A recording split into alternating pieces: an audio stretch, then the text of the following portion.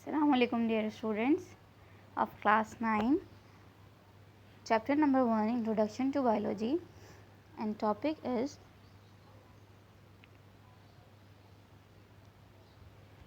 level of organization. In the previous class we have discussed about subatomic and atomic level, molecular level, organelle and cell level and also tissue level. अगर आपने वो video नहीं देखी है तो उस video को देख लीजिएगा. आज हम कंटिन्यू करेंगे organ and organ system level से. In higher multicellular organism, more than one type of tissues having related functions are organized together and make a unit called organ. Higher multicellular organisms कौन से होते हैं? वो organism जिनके अंदर organ system मौजूद होते हैं, जैसे कि ह्यूमन बींग्स हैं और डिफरेंट एनिमल्स हैं. ठीक है. अब क्या है कि यहाँ पे ये कह रहे हैं कि वो मल्टीसेलुलर ऑर्गेनिज्म में एक ही टाइप के टिश्यूज़ और रिलेटेड फंक्शन परफॉर्म कर रहे हों तो वो आपस में ऑर्गेनाइज्ड होते हैं और एक यूनिट बनाते हैं जिसे हम ऑर्गन कहते हैं, आज़ा कहते हैं. ठीक है. Different tissues of an organ perform their specific functions and these function collectively become the functions of that organ. अच्छा, मुख्तलिफ टिश्यूज़ की बात करें, एक ऑर्गन के मुख्तलिफ टिश्यूज़ अपना एक स्पेसिफिक काम करते हैं और ये तमाम काम मिलकर ऑर्गन को फंक्शनल बनाते हैं या उसके फंक्शंस को परफॉर्म करने में उसकी हेल्प करते हैं. ठीक है. फॉर एग्जांपल स्टमक की बात यहाँ पे करें, मैं रीड नहीं कर रही, आपको एक्सप्लेन कर देती हूँ कि स्टमक की बात यहाँ करें. स्टमक एक ऑर्गन है. ठीक है. उसका काम क्या होता है? प्रोटीन की डाइजेशन करना होता है और फूड को स्टोर करना होता है. टू मेजर टिश्यूज़ इसमें काम कर रहे होते हैं. मतलब स्टमक दो मेजर टिश्यूज़ से मिलकर बना होता है, जैसे कि एपिथेलियल टिश्यूज़ और मस्कुलर टिश्यूज़. एपिथेलियल टिश्यूज़ को ग्लैंडुलर टिश्यूज़ भी कहते हैं. वो क्या करता है? वो गैस्ट्रिक जूस को सिक्रीट करता है ताकि प्रोटीन की डाइजेशन हो सके. ठीक है. और मस्कुलर टिश्यूज़ क्या करते हैं? मस्कुलर टिश्यूज़ का काम हमें पता है क्या होता है? रिलैक्स करना और कॉन्ट्रैक्ट करना, रिलैक्सेशन और कॉन्ट्रैक्शन.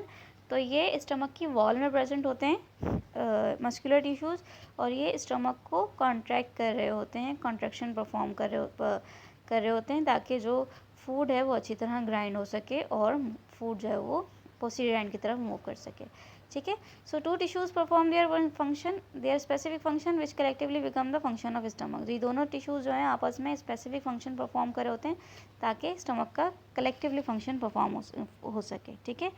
स्टमक कलेक्टिवली इन दोनों को टिश्यूज़ के साथ ये टिश्यूज़ काम करेंगे तो स्टमक वर्क करेगा. ठीक है. अभी ऑर्गन लेवल हो गया. ऑर्गन में क्या कहा इन्होंने कि सेम टाइप के टिश्यूज़ रिलेटेड फंक्शन परफॉर्म कर रहे होंगे और वो मिल के एक यूनिट बनाएंगे और वो यूनिट कहलाएगा ऑर्गन. आ जाते हैं हमारे पास क्या है? Organ system level. The next level of organisation in multicellular organism is the organ system level. Next level हमारे पास क्या है? ऑर्गन सिस्टम लेवल है. Different organs performing related functions are organised together in the form of an organ system. Organ system की बात आ रही है, यानी कि इसके अंदर डिफरेंट ऑर्गन्स आ गए. ठीक है. वो different organs related function perform कर रहे होंगे और वो ऑर्गेनाइज्ड होंगे आपस में, तो वो एक ऑर्गन सिस्टम बनाएंगे. ठीक है. In an organ system, each organ carries out its specific function and the function of all organs appear as the function of the organ system. अब ऑर्गन सिस्टम में क्या होता है? हर ऑर्गन अपना स्पेसिफिक फंक्शन परफॉर्म कर रहा होता है. ये सारे फंक्शंस ऑर्गन्स के मिल के जो हैं वो एक ऑर्गन सिस्टम को वर्क करवा रहे होते हैं. एग्जांपल ले लेते हैं. हमारे पास बहुत ही ईजीएस्ट एग्जांपल है हमारी रिलेटेड लाइफ से है डाइजेस्टिव सिस्टम की. अब डाइजेस्टिव सिस्टम के ऑर्गन्स कौन कौन से हैं हमारे पास हैं? जो मेजर ऑर्गन्स हैं, ओरल कैविटी है, स्टमक है, small intestine, large intestine, liver, pancreas. ये सारे के सारे ऑर्गन्स स्पेसिफिक फंक्शन परफॉर्म करके पूरे सिस्टम को रन कर रहे होते हैं. ठीक है. All this organs help in the process of digestion. ये सारे के सारे ऑर्गन्स मिलकर डाइजेशन में हेल्प कर रहे होते हैं. ठीक है. इन सब का फंक्शन स्पेसिफिक है और ये सारे फंक्शंस मिलके डाइजेस्टिव सिस्टम के प्रोसेस को रन कर रहे होते हैं. The organ system level is less complex in plants as compare to the animal. Simple सी बात है, ऑर्गन सिस्टम लेवल जो होता है वो प्लांट्स के अंदर लेस कॉम्प्लेक्स होता है एनिमल्स के मुकाबले में. क्यों? क्योंकि एनिमल्स के अंदर बहुत वैरायटी है, ग्रेटर रेंज है फंक्शंस की और एक्टिविटीज़ की, इस वजह से. ठीक है, यानी कि जो एनिमल्स हैं उनमें डिफरेंट ऑर्गन्स होते हैं और डिफरेंट फंक्शंस परफॉर्म होते हैं। ठीक है, डाइजेस्टिव सिस्टम में प्लांट्स में नहीं होता, एक कॉम्प्लेक्स टाइप का डाइजेस्टिव सिस्टम होता है एनिमल्स में। इसके अलावा जो है वो प्लांट्स की एग्जांपल ले लें तो सबसे सिंपलेस्ट जो है हमारे पास लेस कॉम्प्लेक्स में कह लें रूट सिस्टम है। ठीक है, अब नेक्स्ट है हमारे पास इंडिविजुअल लेवल। अब ऑर्गन से ऑर्गन सिस्टम बना, अब ऑर्गन सिस्टम से इंडिविजुअल एक फ़र्द कैसे बनेगा। ठीक है, different organs and organ system are organised together to form an individual और ऑर्गेनिज्म। और इंडिविजुअल लेवल में बात कर रहे हैं। ठीक है, अभी क्या कह रहे हैं कि डिफरेंट ऑर्गन्स और ऑर्गन सिस्टम आपस में मिलकर एक मुकम्मल जानदार यानी फ़र्द बनाते हैं।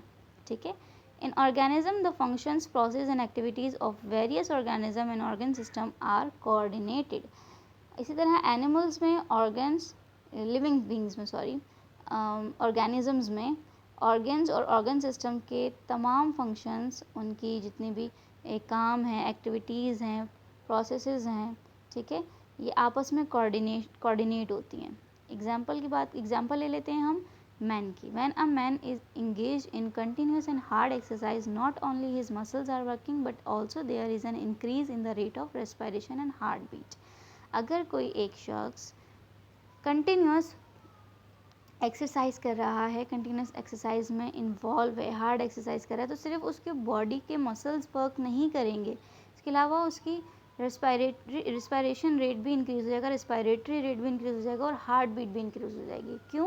क्योंकि जब वो एक्सरसाइज करेगा उसके मसल्स को ज़्यादा ऑक्सीजन की रिक्वायरमेंट होगी, तो उसका रिस्पायरेशन रेट भी इंक्रीज़ होगा और उसका हार्ट रेट भी इंक्रीज़ होगा, हार्ट बीट भी इंक्रीज़ होगी, ताकि वो ज़्यादा से ज़्यादा ऑक्सीजन और फूड मसल्स को सप्लाई कर सकें। ठीक है, ताकि वो कंटिन्यूस काम करते रहें। अगला है हमारे पास इंडिविजुअल लेवल के बाद पॉपुलेशन लेवल। ठीक है, पॉपुलेशन लेवल।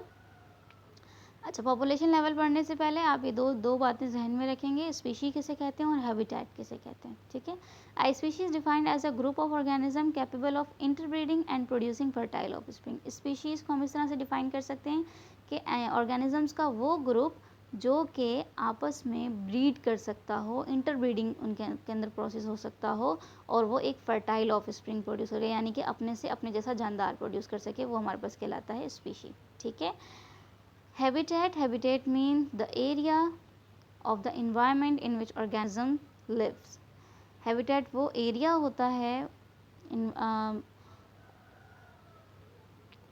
माहौल का वो इलाका है जिसमें जानदार रहता है। ठीक है, habitat means the area of the environment, माहौल का वो इलाका जहाँ पे जानदार या ऑर्गेनिज्म रहता है। ठीक है, पॉपुलेशन लेवल पे आ जाते हैं। Biologist extend their studies to the population level where the study interaction among members of the same species living in the same habitat. Biologist ने अपनी स्टडी को आगे जो है वो और एक्सटेंड किया है पॉपुलेशन लेवल तक, जहाँ पे वो स्टडी करते हैं किसकी, members of the same species living in the same habitat, वो सेम स्पीशीज़, ठीक है, और उनका रहन सहन के बारे में। ठीक है, अब पॉपुलेशन उनके हैबिटेट के बारे में जहाँ वो रहते हैं। अब population is defined as a group of organism of the same species located at the same place in the same time. Population को हम किस तरह से डिफाइन कर सकते हैं, एक ख़ास वक्त में एक ही जगह पर मौजूद एक ही स्पीशीज़ के जानदारों का ग्रुप एक पॉपुलेशन कहलाता है। एग्जाम्पल ले लेते हैं, human population. The human population in Pakistan in 2010 comprises of 173.5 million individuals according to the Ministry of Population Welfare Government of Pakistan। अब कह रहे हैं कि 2010 में पाकिस्तान में इंसान की पॉपुलेशन 173.5 मिलियन अफराद पर मुश्तमिल है। ठीक है, अब ये 2010 की बात कर रहे हैं, किसके अकॉर्डिंग, हुकूमत पाकिस्तान के वज़रात पॉपुलेशन वेलफेयर के मुताबिक। ठीक है, इन्होंने एक एग्जांपल दे दी पॉपुलेशन की। पॉपुलेशन रिपीट कर देती हूँ, पॉपुलेशन क्या होती है, सेम हैबिटेट में, सेम प्लेस में, यानी सेम हैबिटेट में और सेम स्पीशीज़ जो मौजूद हैं। अगर फॉर एग्जांपल अब कंट्री वाइज कर लें या एरिया वाइज कर लें तो ह्यूमन पॉपुलेशन ले लें और फॉरेस्ट की पॉपुलेशन ले लें। ठीक है, फॉरेस्ट में सिर्फ ट्रीज़ की पॉपुलेशन ले लें ख़ास। ठीक है, इस तरह से, लेकिन स्पीशीज़ सेम होनी चाहिए। ठीक है, same species living in the same habitat. ठीक है, नेक्स्ट लेवल आता है हमारे पास कम्युनिटी लेवल। अब पॉपुलेशन लेवल से बड़ा होता है community level. A community is an assembling of different populations interacting with one another with in the same environment. एक ही माहौल में रहने वाली मुख्तलिफ पॉपुलेशन जो आपस में लेन देन करती हूँ एक कम्युनिटी कहलाती हैं। ठीक है, फॉरेस्ट की एग्जांपल दी हुई है इन्होंने। अब फॉरेस्ट में भी considered as a community, forest को कम्युनिटी कंसिडर हम कर सकते हैं क्यों, फॉरेस्ट के अंदर प्लांट्स भी हैं, डिफरेंट माइक्रो ऑर्गेनिजम्स भी हैं, फंजाई भी हैं, एनिमल स्पीशीज़ भी हैं। ठीक है, तो ये डिफरेंट पॉपुलेशन मिलके जो आपस में लेन देन कर सकें वो एक कम्युनिटी बनाती है। ठीक है, communities are collection of organisms in which one population में इंक्रीज एंड अदर में डिक्रीज। कम्युनिटीज़ जानदारों के मजमूए होते हैं जिनमें एक पॉपुलेशन के साइज़ में अगर इजाफा हो तो दूसरे के साइज़ में कमी हो सकती है। ठीक है, सम कम्युनिटीज़ आर कॉम्प्लेक्स, कुछ कम्युनिटीज़ कॉम्प्लेक्स होती हैं जैसे कि फॉरेस्ट कम्युनिटी है, पॉन्ड कम्युनिटी, फॉरेस्ट कम्युनिटी काफ़ी कॉम्प्लेक्स होती है, उसमें डिफरेंट टाइप की स्पीशीज़ होती हैं, डिफरेंट पॉपुलेशंस होती हैं। ठीक है, और पॉन्ड कम्युनिटी भी काफ़ी कॉम्प्लेक्स होती है। अदर कम्युनिटीज़ में भी सिंपल, कुछ कम्युनिटीज़ हैं वो जैसे कि सिंपल भी हैं। Example, a fallen log with various population under in it. For example, एक गिरा हुआ दरख्त जिसके नीचे मुख्तलिफ पॉपुलेशंस मौजूद होती हैं। एक दरख्त गिर गया, उसके नीचे मुख्तलिफ पॉपुलेशंस हैं, वो एरिया तो सेम है लेकिन स्पीशीज़ डिफरेंट है। ठीक है, तो वो पॉपुलेशन तो हैं, तो इस तरह से वो एक लेस कॉम्प्लेक्स या सिंपल कह सकते हैं उसको, पॉपुलेशन है। In a simple community number and size of population is limited, so any change in biotic or abiotic factor may have disastrous and long lasting effect। क्या बता रहे हैं, ये कह रहे हैं कि जो सिंपलेस्ट कम्युनिटी होती हैं, हाँ, सिंपलेस्ट कम्युनिटी में पॉपुलेशंस की तादाद और उनके साइज़ जो हैं वो लिमिटेड होती हैं। ठीक है, इसलिए बायोटिक और एबायोटिक फैक्टर्स में होने वाली कोई भी तब्दीली डिजास्टिक, तबाहकुन और देर पा असर रखती है, यानी कि लॉन्ग लास्टिंग इफेक्ट रखती है। ठीक है, नेक्स्ट लेवल है हमारे पास biosphere level. Biosphere level, a part of the earth inhabited by organisms communities is known as biosphere. ज़मीन का वो हिस्सा जहाँ जानदारों की कम्युनिटीज़ रहती हैं वो कहलाता है बायोस्फीयर। ठीक है, अर्थ का वो पार्ट जहाँ पे लिविंग ऑर्गेनिजम्स की कम्युनिटीज़ रहती हैं वो कहलाता है biosphere. It constitute all ecosystem, इसके अंदर सारे इकोसिस्टम आ जाते हैं। And is also called the zone of life on earth, और इसे ज़मीन पर कुरा ज़िंदगी भी कहते हैं। ठीक है, जोन ऑफ लाइफ, कुरा ज़िंदगी। ठीक है, अच्छा, अब इकोसिस्टम क्या होता है? Ecosystem areas where living organism interact with the non living components of the environment. ऐसे इलाके जहाँ जानदार माहौल के गैर जानदार अज्जा के साथ बाहिमी ताल्लुक़ रखते हैं, यानी कि लिविंग ऑर्गेनिज्म इंटरेक्ट करते हैं नॉन लिविंग कंपोनेंट के साथ, उसे हम अपने इन्वायरमेंट के, जैसे कि फॉर एग्जांपल हमारा ह्यूमन बींग्स ले लें। ठीक है, लिविंग ऑर्गेनिज्म ह्यूमन बींग ले लें तो उनका कांटेक्ट किसके साथ है? नॉन लिविंग कौन कौन सी चीज़ें हमारे पास? एयर है, वाटर है, लाइट है।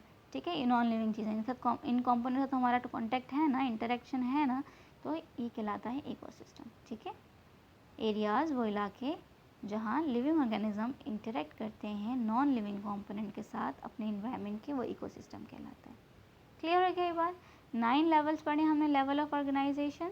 सबसे पहले पढ़ा था हमने सब एटॉमिक लेवल से स्टार्ट किया है, मॉलिक्यूलर लेवल, देन फिर उसके बाद ऑर्गेनील एंड सेल लेवल, फिर सेल्स एंड टिश्यू लेवल, फिर organ and organ system level, individual level, population level, then community level, then biosphere level. यहाँ हमारे पास लेवल ऑफ ऑर्गेनाइजेशन कंप्लीट हुआ है। ठीक है स्टूडेंट्स, थैंक यू।